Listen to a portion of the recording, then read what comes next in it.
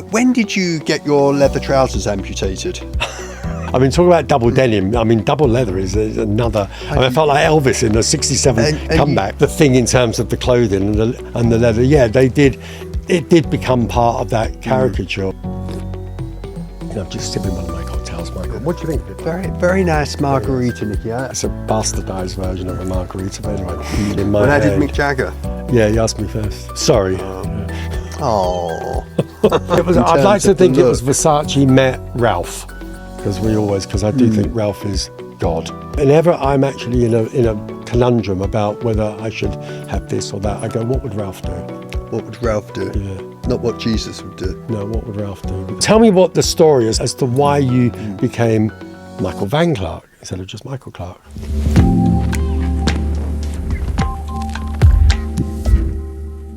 So, welcome to our podcast. I'm Nicky Clarke and my brother Michael Van Clarke. Nicky, you've been very influential in the industry on so many levels. When did you get your leather trousers amputated? Oh, God, I thought it was starting too serious here. The issue actually with the leather trousers, I mean, genuinely came about because there was a part in the 70s, around 76, 77, where that whole kind of punk thing was going on. And I just could not get myself into not washing and, having dodgy hair and all. But I did get into the thing of having a pair of leather trousers, and all I needed to do was just change underwear and the top. And so that kind of worked. And you remember I had that great big sort of silver studded belt. I wondered if they never came off for 2 years. No, they did actually. But it did become a practical way of working because, I mean, as you know, there's certain things you can't possibly wear in a salon because, especially the way we work, because, we're on stools and sitting down, it's like covered in hair. So the idea of something that actually just brushed off, and although it became part of the caricature of this kind of rock and roll, the leather trousers and, the hair down to here and all of that sort of stuff.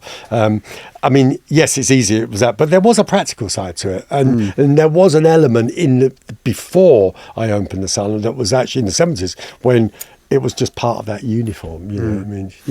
But when they were finally removed, they never came back, really, did they? Well, actually, I still have them hanging in my wardrobe, and I would like to say that I still could fit in them. But publicly, they never came back. It was almost like there was this cut-off. Yeah, you came into this you're persona. right actually, because I did a charity thing where there was a whole bunch of famous kind of iconic objects being from pop stars and stuff being sold off, and so I did actually donate a pair of leather trousers, but there were more than one, and so that kind of went then. And I remember doing they did have a guest appearance at something, I seem to remember, after years of me not wearing them, and I sort of came back in full on. I think it was in fact, I watched something the other night. I'm trying to rip all my old sort of DVDs and VHS stuff on digitally, and I did actually see one. And I thought, what the hell am I? I mean, I was full on leather shirt, leather bottom. I mean, talking about double denim. I mean, double leather is another. I felt like Elvis in the '67 comeback. And you did have a Harley Davidson at one point, didn't you? I had a Harley Davidson as well. I mean, you just literally just trying to go down the cliche of everything. Well, actually, the Harley Davidson actually was bought for me, I have to say. I have to say, it never felt like you. And no, it really wasn't. As being a biker, although most people wouldn't see you as that either now, especially decks in your suit. The thing with the Harley is that it takes about 20 minutes and it was a fat boy as well. I had no license. I remember. So I had to go and get a license. And in those days, I just missed the point where nowadays you have to take your license on a certain level that's near, and you're not allowed to ride a bike above a certain point. But this was 1350 cc. No, I remember I drove it and you could take it on a 110. Yeah, I drove it once and realised they don't go round corners. No, they don't. No. And I have to say, there was the most embarrassing moment in Brompton Cross. You know that whole bit where the thing with the Harley is that if it's going to go, once you've got to about then, it's gone. Yeah, it's too heavy. It's too heavy. Too heavy to pick up. Yeah. And everybody kind of watching, was just not great. But the thing about it was it took 15 minutes to warm up. And if you only live 20 minutes away, you're kind of like, you're on choke, and then, but it was fun while it lasted. Somebody nicked it after that. I think what happened to mine. That's why Mum was thrilled, I think. I bet she was. When it was stolen. But but going back to the thing in terms of the clothing and the leather, it did become part of that caricature. But it's interesting now, although you're not actually in a suit, and I have recently given you a whole bunch of 13 suits or something. But I did in the salon. Possibly more, actually. I did in the salon at one point want to smarten everybody up. So we did a thing that was called Dress Up Friday rather than Dress Down Friday. So I put this to all the staff, which went down like not particularly. Good idea. We had those things. A lot of the time we did things that they then later think. Like we had the juniors originally when we opened, because I'd just seen, what's the Richard Gere, Officer and Gentleman. So I just thought all the juniors should be in white, with the crease down and all of that. And actually, although they kind of laughed then, they all remember it very fondly. They all knew the Nicky Clarke juniors in Mayfair because they were all in white with a white tie, tucked in, the crease down. And we just did it where we just had them hanging up so that they had no choice. I mean, I think we went too far when they had the white bum bag, but that was a step too far. But going back to this thing with the suits, I said, look, guys, can we just sort of smarten up a bit, I mean, even if you don't wear the jacket, wear the shirt and the waistcoat or whatever. And I thought we set an example. And we did this for quite some time. It actually was relatively successful. And I was out at one point in the studio and I had to go to the hotel to do Penélope Cruz. And I sent I'm just sipping one of my cocktails, Michael. What do you think of it? Very, very nice margarita, Nicky. You are the king of the cocktails. Mixologist extraordinaire. Exactly. Also. There you Thank go. you. There you go. Very nice. It's a bastardized version of a margarita, but anyway. So anyway, I was out and about. Nicky's special margarita. It is a special margarita. If you can hear the slurping, for those of you just on audio. So I was out in the studio and I had no time. I'd sent my colourist to go off and tint her hair at the hotel. So I arrived at her hotel room. I didn't have time to go home, so I literally had my suit on. And there was this moment. I mean, it was a bit like a kind of a Sophia Loren moment. It was just so beautiful. And I knocked on the door, and she opened the door. And, and she had the towel was up here and the thing was How lovely. there. I mean, it was a bit like like almost like a Vaseline lens moment. And it was like, she was just, so beautiful. And she looked me up and down and she went, do you always dress like this? And I went, well, that's a bit rich coming from you in a towel. I mean, it was like, and it was about to kind of drop. I mean, we got on, very, very well. And we did a whole campaign with Charlotte Tilbury after that. But I mean, it was just, I remember that time I'm in a suit and it's the one thing that is not really me, as you know, but I did it to kind of set an example. I mean, everything shifts. I've got suits that go back, 30 odd years and different cuts for different Savile Row tailors. Who did you go into Savile Row then? Oh gosh. What's his name? The one opposite. He's not there now. They none of them are there. Well, Richard James for quite a while. I had one from Richard. Gucci for quite a while until they changed to that designer that was very woke. And but what, handmade ones or not? Or just off the peg ones? Off the peg. And then Spencer Hart. Oh yeah, I had a lot as well. Yeah. Which and I have them. And then I find if I go back to them, they're all a bit different. The arms are a bit different. The body shapes, the length, everything's all a bit different. And you've got fatter. Is that what No, I haven't actually. I've actually managed to keep my it is waist size. I just think it is, there is a point where I just find, it's funny because I was walking down Savile Row about 2 years ago and I saw Edward has opened up a shop there and I had to go in and I didn't want to kind of go, Ed was still around. I mean, he actually was. He's not now, though. No, he's not now. Actually, it was very short. But I went in there, and what they've done, which is very, very clever, is they have this wonderful heritage of, they did like Mick Jagger's stuff, and like a lot of the Beatles things. They brought a kind of a colour and a ease to Savile Row. They were the first to do that, and But what they've done now, which is very clever, I think, is that they've got an off-the-peg version, and then they've got the different variations. So, I mean, my suit that I had done actually is now about 6,000 or 7,000, but they've got these other ones lower that where they make them in the Far East, and then they do the finishing touches. But I had I thought the first thing I'm going to do is find out if I'm the off-the-peg size. So I tried on this whole bunch of things. In fact, oh God, what's his name? What's the actor that was in Love Actually? The older guy, lovely. Who? Colin. No. I know No. The ones that are going out with Anna Winter now. Yeah, I think so. Yeah. Yeah. What's his name? Oh, I see him all the time. He's always walking around. Yeah, lovely. Bill Nye. Bill Nye. He was in there actually having a coat done. I mean, so he's like. But I mean, it was interesting because there was this green velvet jacket, and it has that kind of slightly 70s-y thing, which I love. And I put it on, and I sort of said to them, I said, and it was in the middle of summer. I think it was last summer or something before. And I said, how many have you got of these? And he went, that's the only one. I said, okay, well, I'll take this one. It was like 1,200 or something. Yeah. It was slightly better than, $7,000. But they rang me about a week later and I went, oops. Have it back. I said, can we have that one back? I think that was earmarked, I don't know, Harry Styles or something. Yeah. I said, and we'll make you another one and throw in a shirt for your inconvenience. Well, that's fine. I mean, but it was, but I think as we get older, there's a point where you just go, I'd rather just have the ones that I kind of love. Well, they say so you get to an age where you stop buying clothes. Well, you did ask me that some time ago. You said to me, Nicky, have you got to the point where you've stopped buying clothes? And I did say no, but I know what you meant. Yeah, there's an element. There is an element so of that. Do you think salons should have dress codes or uniforms? Well, it is interesting because, of course, when you very kindly allowed me to spend some time there, and come and have a day a week there, you did actually say there is a dress code, Nicky, and it does apply to you. Which I thought, okay, here we go.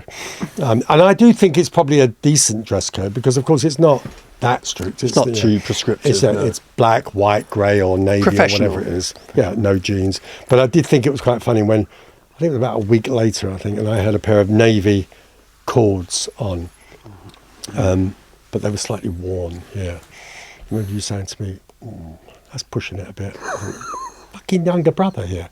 I mean, but I thought, okay, I'll go with it. It's his salon, so I go with it. The only thing I think, to be honest, when I think about some of the people in my salon, there are times when I go, oh God, what are you wearing? And so I get that side of it, the professional side. I think there's a part of me that does think that you lose something for wanting it to be professional, and as you said, it hurts your eyes if there's a different colour going on. You did say that. It offends your eyes. But I think there's a point sometimes when people don't express themselves. But I do understand. I've been in that sense where do you draw the line? And sometimes you just go, it's just easier to say that. Yeah, turning up at hotel rooms to meet celebrities. So. I know. Well, you know that we had a lot of, I suppose, iconic people that we all did. I mean, you did a whole bunch of stuff that I did as well. Some of the celebrities crossed over. You did tend to do the more serious lot afterwards, though, the kind of the political heavyweights. Well, I might have been doing the Duran Durans of this world. Rolling Stones and... Oh, that was that one that Mick asked me to do it first, but I had my broken arm, so I Is that right? It was, yeah. I've never heard that story, Nicky. That's true, though. It's when I had the palsy in my hand. When I did Mick Jagger? Yeah, he asked me first. Sorry. Oh. Well, you didn't like the experience anyway. You probably saved me from it. There were loads of... from the music industry and all sorts, and film industry, weren't all politicians. Oh, yours, you mean? Yeah. Oh, yeah, but I don't know. So, yeah, I'm sure we did cross over on a lot of them. But I never know. You never talk about all these things. You're much more reserved, which is partly your persona with the suits. I mean, even though I might wear suits, nobody ever sees me. They see it in those very black and white terms. They just go Armani. I mean, I remember the Sunday Times quoted us as being... your Armani to my Versace, and I'm sure I'd quite like a bit. That was your quote. Was it? Yeah, you said he's more Armani, I'm more Versace. Did I? And that was in 1990. Yeah, I know. Did I say that? Yeah. I thought they said that. I was in it but actually, you know, I'd quite like to be a toned down version of the Versace, because some of it was just very, very over the top. You know, he came to the salon when the night before we opened, and I was cleaning doing the last bits, and he walked in.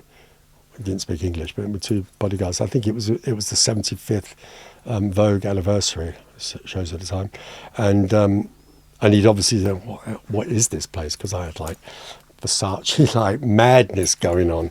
I said, it's a hairdressing salon. It was actually pretty Versace, wasn't it? Well, it was. I'd like to think it was Versace met Ralph, because I do think Ralph is God, actually. So, and I actually use that sentence quite a lot. But whenever I'm actually in a conundrum about whether I should have this or that, I go, what would Ralph do? What would Ralph do? Yeah. Not what Jesus would do. No, what would Ralph do? Because I think he is the epitome of all great taste. Do you not think? Interesting. Yeah, I do. I really do. Yeah. So off on a tangent, I get asked quite a lot, and I know it's not the case, because a lot of people go, oh, I didn't realise he was your brother, Michael Van Clarke. Yeah. And they always say, oh, did he do that to differentiate from you? I went, no, he didn't. I mean, because he did it in the mid-'80s. So tell me what the story as to why, I know bits of it, as to why you became Michael Van Clarke instead of just Michael Clarke. Well, it started when I opened my salon. So this is the mid-'80s? This is 88. Yeah. Yes. And is it 88? Yeah, it was 88. But there was a dancer called Michael Clarke that seemed to be in the papers every other day. He was. He associated with Body Map, I seem to. I remember doing a shoot. I can't remember. He was avant-garde. He was very. And, genius at what he did. Yeah. And it just seemed that to open a salon and to want to try and get our profile out there and have this doubling of names, that was when I decided to put my middle name in, Van, short for Vangelis. Which is also very strange, because actually, originally, it's really Evangelos. That's right. Because your initials used to be MEC. Yeah, the full name is Evangelos. Yeah, and I get the feeling that you hated it then. I hated it until I was about 18. Yes, was very it much possibly when Vangelis did Chariots of Fire that you suddenly thought, oh, actually, that's quite trendy, isn't it? Quite trendy. Yeah. Well, I think you suggested that I changed the name to Vangelis. Did I? Yeah, you did suggest at one point. I like the name Vangelis. I think it's great.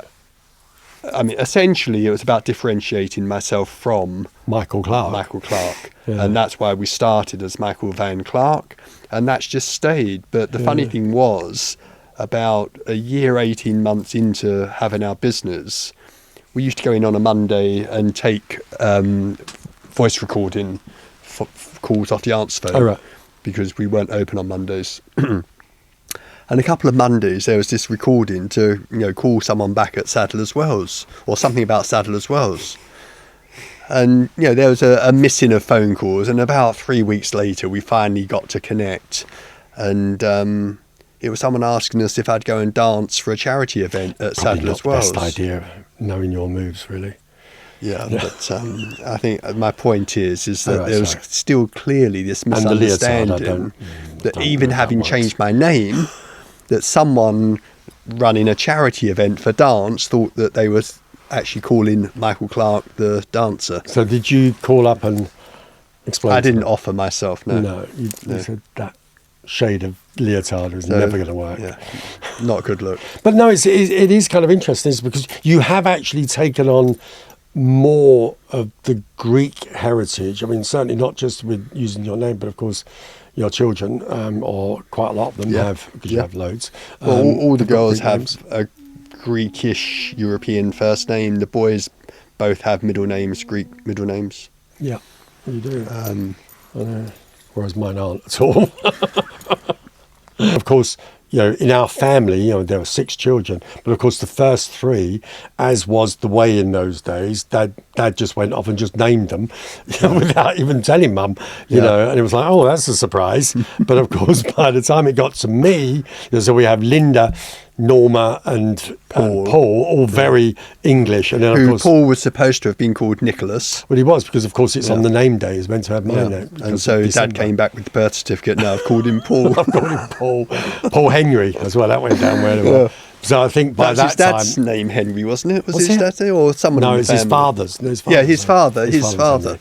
And but then I think because there was that gap between Paul and myself, I think Mum had actually... By that time, she'd taken over. Yeah, she'd taken over then. So, Nicholas Andrew Clarke, Nikos Andreas, Michael Evangelos, became which Michali Vangeli. Yeah, which is my grandparents' Exactly. name. And of course, Tina, our younger sister, Got a full-on... Tina, got the full-on Athena Maria. Yeah. So that went down. Yeah, by then it was clear who was running the household. Who was running the household. Very true, actually. And actually, when you think about it, I mean, Norma, I can't think of any, other than Norma Shearer, I don't know what my dad was thinking of. Norma Jean, maybe Marilyn Monroe, maybe? No, Marilyn Was that too early? Too early. I think it's a great name. I love it. But not the most common name. No. But of course, your kids have all got the... I remember Mum thinking it was some kind of divine intervention when Christiana was called Christiana. I put it down as like, you just kind of suck it up to her, being my favourite. Really? No, that's just what other people said. I do think we should stop it there, because talking about Mum's favourites, it's clear that was me, so I don't want to upset anyone. The truth of the matter is, it was actually depends on who's in the room. That was the truth, who she was talking to.